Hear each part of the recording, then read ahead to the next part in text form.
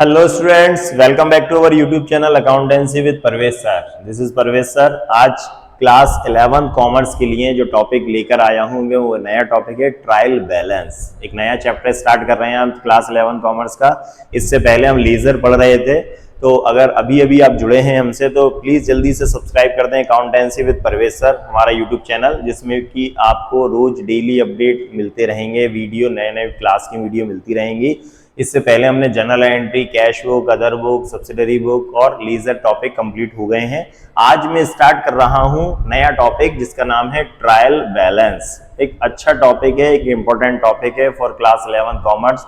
Simple topic है, इसमें ज्यादा आपको बहुत ज्यादा टेंशन लेने की जरूरत नहीं है। एक सिंपल सा टॉपिक है ट्रायल बैलेंस। इसके बेसिक की अगर बात करें, आज हम बेसिक क्लास की बात करें तो ट्रायल बैलेंस एक्चुअल में होता क्या है। देखिए, जैसे हम जनरल एंट्री करते हैं, सबसे पहले हमारे पास ट्रांजैक्शन जो होते हैं, डेली के जो ट्रांजैक्शन होते हैं उन्हें हम जनरल में रिकॉर्ड करते हैं, है ना।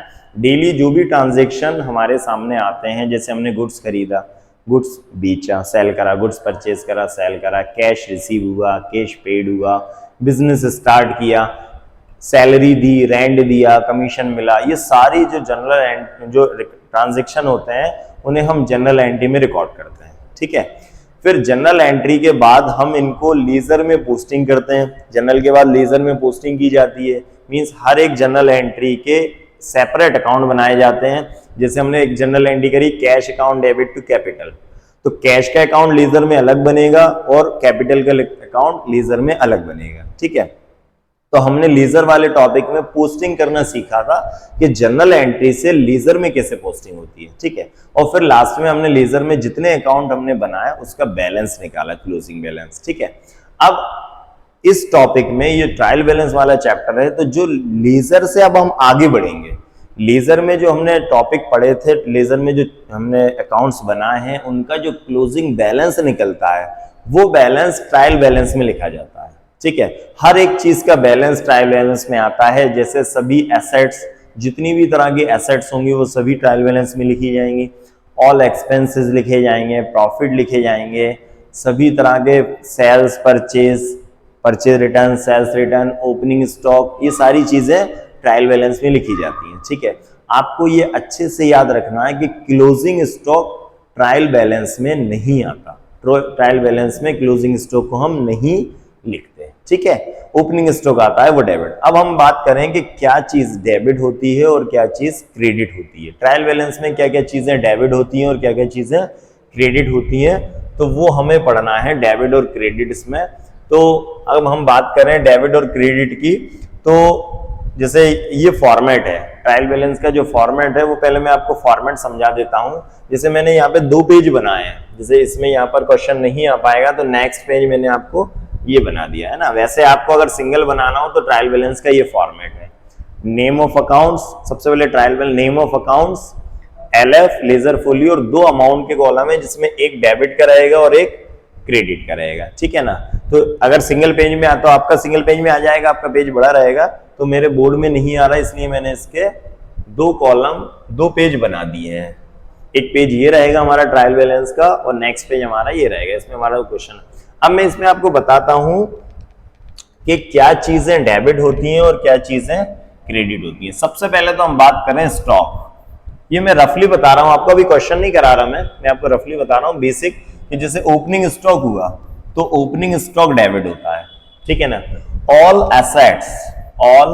एसेट्स, जितनी भी तरह की एसेट्स होती हैं वो डेबिट होती हैं। जैसे cash, bank, debtors, building, stock, plant, machine, furniture, land, bills receivable, जितनी भी एसेट्स होती हैं वो सभी डेबिट होती हैं, ठीक है। ऑल लायबिलिटीज, जितनी भी लायबिलिटीज होती हैं वो क्रेडिट होती हैं। तो जितनी भी एसेट्स हैं वो डेबिट, जितनी भी लायबिलिटीज हैं वो क्रेडिट। ऑल एक्सपेंसेस, जितने भी तरह के खर्चे and losses, all expenses and losses, जितने भी तरह के एक्सपेंस होते हैं और लॉस होते हैं वो सारे डेबिट होते हैं, ठीक है ना। All incomes and gains, all incomes and gains, जितनी भी तरह की इनकम होती हैं वो सभी इनकम्स क्रेडिट होती हैं। प्रॉफिट क्रेडिट होते हैं, जैसे profit on sale of investment, profit on sale of machine, तो जितनी भी प्रॉफिट होंगे वो क्रेडिट होंगे, जितने भी एक्सपेंसेस होंगे वो डेबिट होंगे। परचेज का आपको पता ही है, परचेज डेबिट होता है, सेल्स क्रेडिट होती है, परचेज रिटर्न क्रेडिट होता है, सेल्स रिटर्न डेबिट होता है। ओपनिंग स्टॉक डेबिट होगा, क्लोजिंग स्टॉक ट्रायल बैलेंस में हम नहीं लिखेंगे, ठीक है ना। चलिए, तो ये सिंपल सा बेसिक था, छोटा सा, जो मैंने आपको थोड़ा सा याद करने के लिए बता दिया। चाहे तो आप नोट कर लें, इसके स्क्रीनशॉट ले लेंगे, क्या चीजें डेबिट होती हैं और क्या चीजें क्रेडिट होती हैं, ठीक है ना। चलिए, तो ये फॉर्मेट है हमारा ट्रायल बैलेंस का। क्या है, नेम ऑफ अकाउंट्स, यहाँ पर अकाउंट्स के नेम आएंगे, जिससे कि आपको अकाउंट वर्ड लगाने की, यहाँ पर्टिकुलर भी लिख सकते हैं, यहाँ पर नेम ऑफ अकाउंट की जगह पर्टिकुलर लिख सकते हैं, तो फिर आप जितने भी चीजें लिखेंगे उनके आगे अकाउंट लगाना पड़ेगा आपको। नेम ऑफ अकाउंट का मतलब होगा डायरेक्ट आपने ऊपर अकाउंट्स के नाम लिख दिए तो डायरेक्ट आप लिख सकते हैं और उनमें अकाउंट वर्ड भी लगा सकते हैं, कोई इश्यू नहीं है उसमें।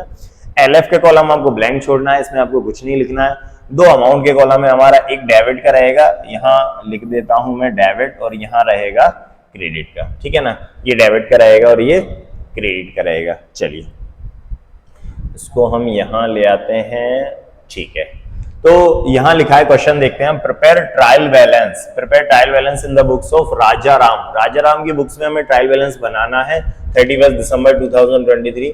सबसे पहले दिया है परचेज। अब परचेज, हर एक चीज को आप दिमाग में अच्छे से सेव करते चलो कि परचेज क्या होती है। तो परचेज आपको याद रखना है क्या होता है, डेबिट।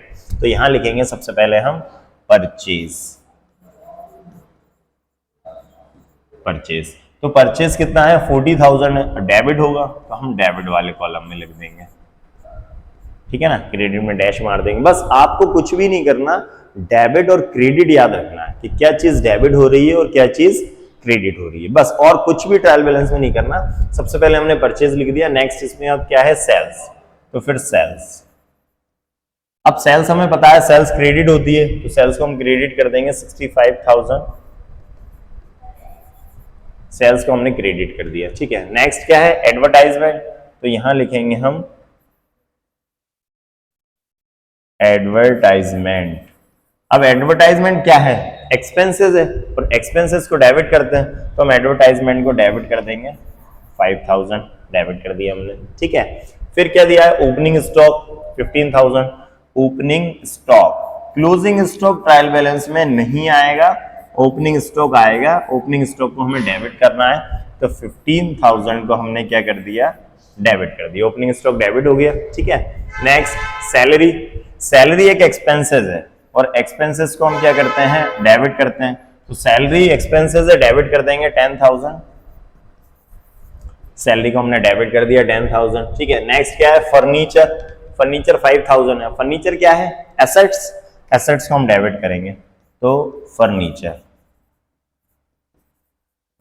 फर्नीचर को डेबिट कर देंगे, कितना, 5,000 है, 5,000 से हम फर्नीचर को डेबिट कर देंगे, ठीक है। नेक्स्ट मशीन भी एसेट्स है, तो यहां लिखेंगे हम मशीन को डेबिट करना है, तो मशीन एसेट्स से 20,000 से हम डेबिट कर देते हैं मशीन को। ये हो सकता है मेरा ऊपर नीचे हो रहा होगा, तो आप सही कर लेना इसके सामने लिखकर, है ना, क्योंकि इसमें लाइन नहीं है तो हो सकता है ऊपर नीचे चला जाए मेरा। डेटर्स, इसका डेटर है 5,000 के, तो डेटर्स एसेट्स हैं, जिन लोगों से हमें बिजनेस में कैश लेना होता है वो हमारे डेटर होते हैं, और डेटर एसेट्स हैं, तो डेटर्स को हम डेबिट करेंगे, 5,000 से हमने डेटर्स को डेबिट करा।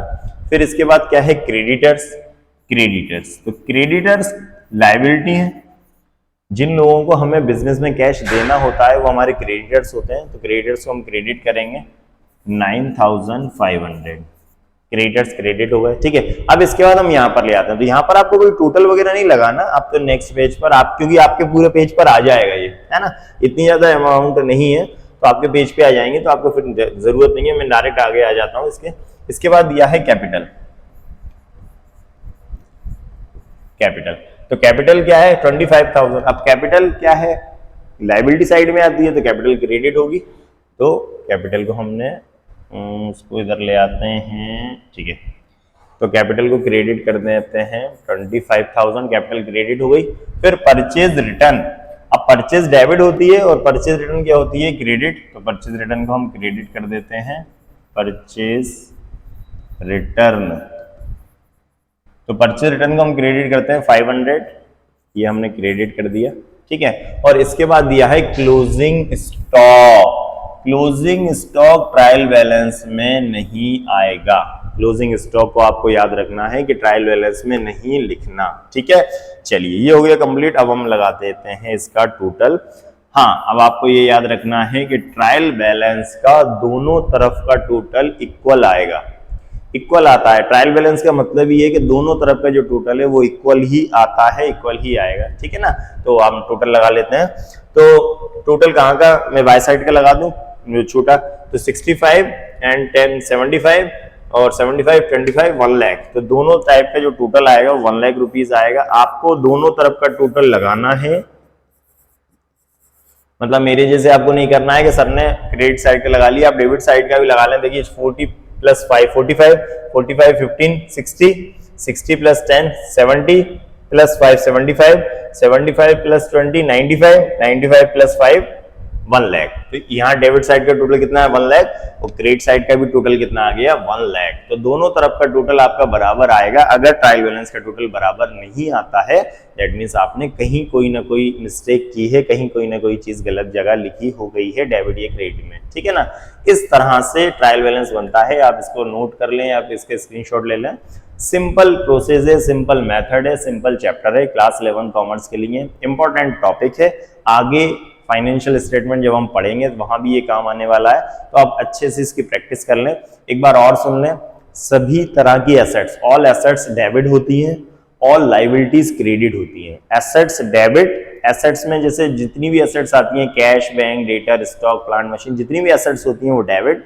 लाइबिलिटी में creditors, capital, bills payable, bank loan, bank overdraft, short term loan, debenture, ये सब लाइबिलिटी होती हैं। आउटस्टैंडिंग एक्सपेंसेस, इनको आपको क्या करना है क्रेडिट। जितने भी तरह के एक्सपेंसेस हैं वो सारे एक्सपेंसेस डेबिट होंगे। जितनी की तरह की इनकम है वो क्रेडिट होंगी। ओपनिंग स्टॉक डेबिट होगा। क्लोजिंग स्टॉक ट्रायल बैलेंस में नहीं आएगा। और purchase debit, sales credit, purchase return credit, sales return debit, ऐसे आप याद कर लो। जैसे मैंने याद कर रखे ऐसे ही आप याद कर लो। अगर आपको याद नहीं होते तो कुछ क्वेश्चन प्रैक्टिस करो, आपको क्वेश्चन करते करते ये चीजें याद हो जाएंगी, ठीक है। मैंने भी याद नहीं करी, क्वेश्चन करवाते करवाते मुझे याद हो गई, तो ऐसे ही आपको भी याद हो जाएगी, ठीक है ना। चलिए, तो ये ट्रायल बैलेंस हमारा कंप्लीट हुआ क्वेश्चन। नेक्स्ट वीडियो में फिर मैं आपको कुछ नए क्वेश्चन लेकर आऊंगा ट्रायल बैलेंस के। आज ही स्टार्ट हुआ है ट्रायल बैलेंस हमारा, तो इसका आज ट्रायल बैलेंस का पार्ट फर्स्ट है। बेसिक क्लास भी आप इसकी ये मान सकते हैं और फर्स्ट क्वेश्चन भी इसका हो गया। नेक्स्ट टॉपिक में, नेक्स्ट वीडियो में मैं नया क्वेश्चन लेकर आऊंगा। आप हमारे साथ जुड़े रहिए अकाउंटेंसी विद परवेज सर, और जल्दी से सब्सक्राइब कर दीजिए अगर आपने नहीं किया है, और अपने सारे फ्रेंड्स को शेयर कर दीजिए। जो जो कॉमर्स के स्टूडेंट है, 11 कॉमर्स के, उन्हें भी शेयर कर दीजिए, और जो 12 कॉमर्स के आपके फ्रेंड हैं उनको भी शेयर कर दीजिए। डेली यहाँ पर वीडियो अपलोड की जाती हैं, डेली क्लास लगती है। 11 कॉमर्स 12 कॉमर्स के डेली क्लास होती है, तो आप प्लीज जल्दी से हमारे साथ जुड़ जाइए। और नेक्स्ट वीडियो में मिलता हूँ मैं आपसे। Thank you and good bye.